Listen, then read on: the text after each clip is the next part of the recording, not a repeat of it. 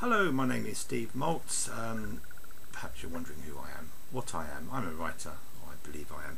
I've been writing sort of professionally Christian books since 2002 or 3, and it's a hard slog up to then trying to get people to notice me, but then what happened was 3 people noticed me at the same time, and that's very exciting. So let's go straight into this. And I was first commissioned by Lion Publishing, who were then Monarch at the time, to write this. I was banging on the doors of the publisher for so long that they said, okay, here's an idea, write a book about how to reach young people, write some scripts for youth workers, and we'll put them in the book. And I did that, and I actually published it, called 77 Talks.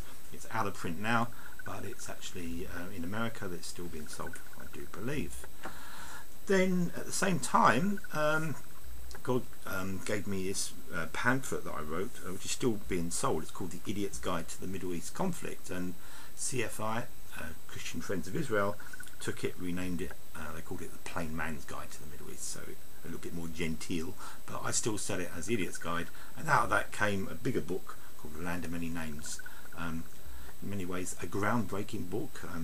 It looks at the history of Israel from a physical and a spiritual perspective. It's had very good reviews at the time. It's sold out now, more about that in a minute, and even got good reviews from those who didn't agree with my perspective, so that was very gracious of them, and I'm very proud of this, one of my first books. It became a trilogy, so the second one, The People with Many Names, about the Jewish people, reasonably well received, not sold so many. Some people thought it was the same book because of the cover, a bit short-sighted, and unfortunately it meant I didn't sell many. Nevertheless, it's out of print now, and what I've done, I've put the two together. I've tightened up the narrative. I've going to re-release it in January. I'm going to call it Outcast Nation. It's going to be like a single narrative with extra chapters and a real thumping good read. It'll be a big book, but it'll be a quite cheap price, so look out for that. Outcast Nation, available in your shops in January.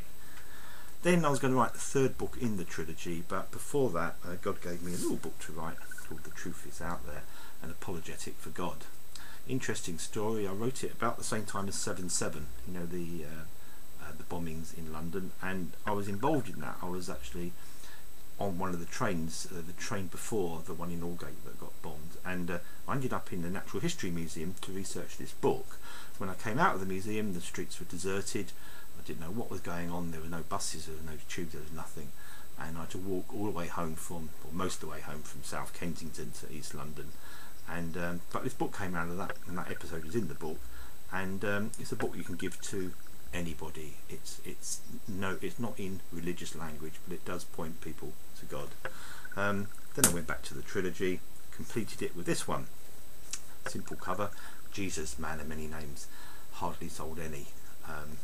Apparently books on Jesus don't sell. There's too many of them.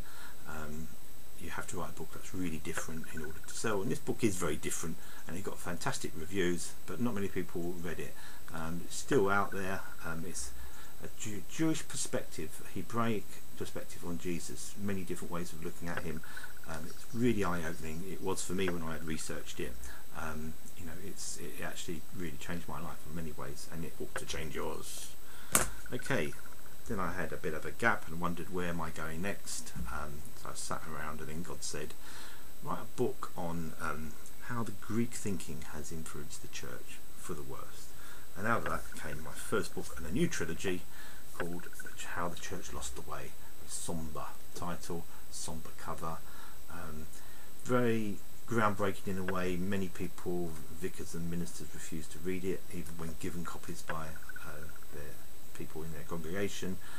It is groundbreaking. It shows you Plato, his influence on the church, dualism and such. It really will open your eyes, and many all over the world have come back to me and told me how it's really set them on a new journey.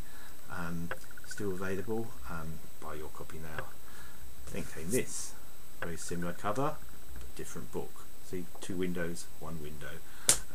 This took the story further, looked more at church history, concentrated on Aristotle and the rise of rationalism, and concentrates mainly on 5 battlegrounds, areas where Christians fall out.